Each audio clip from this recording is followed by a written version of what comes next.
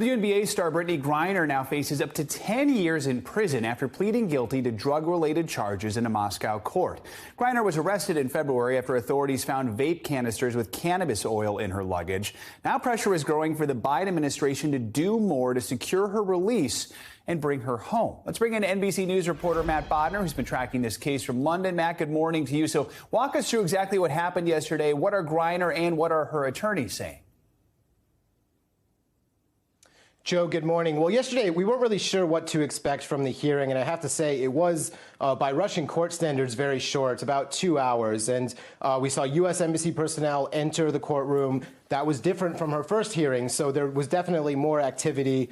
And by the time she came out, we learned that she had admitted to guilt, that she was guilty on all charges, and her lawyers kind of clarified the situation later, saying that they were now counting on leniency from the Russian court. She, when she was admitting that she was guilty, she was insisting that she had no intent to commit a crime. So they're hoping, again, on leniency, recognition of her of the work she's done in Russia, kind of her goodwill efforts and such. So that's what they're banking on, at least officially right now. Of course, there appears to be a little bit of a political game going on behind the scenes as well. I mean, Matt, this all comes just days after Griner wrote a letter to President Biden asking for help. Then on Wednesday, the president reassured Griner's wife that he was working to secure her release. What more do we know about those efforts? So there's not too much to say about these efforts right now. Suffice it to say that the U.S. government does appear to be coming around to the idea of an exchange. We saw an exchange happen earlier this year with Trevor Reed. He was one of the other notable Americans. And that was interesting because throughout these cases, remember Paul Whelan, the first detainee, that happened in 2017. So everyone is known for a while kind of what's going on here.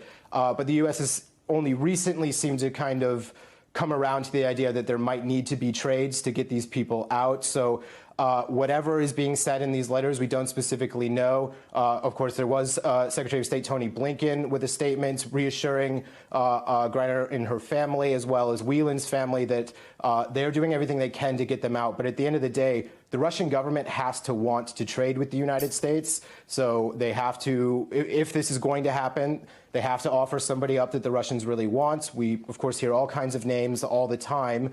But it really comes down to a political will on both sides. So, Matt, what are you keeping an eye on for what happens next? And what could this guilty plea mean for Brittney?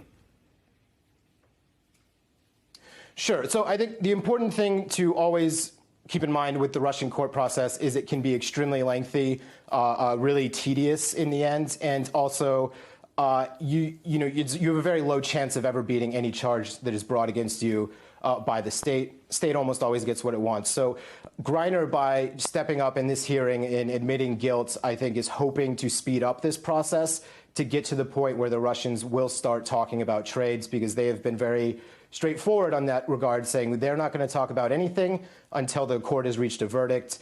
And if you fight these kinds of charges, you're just going to delay it. I've seen these cases go on for months with opposition figures, for example.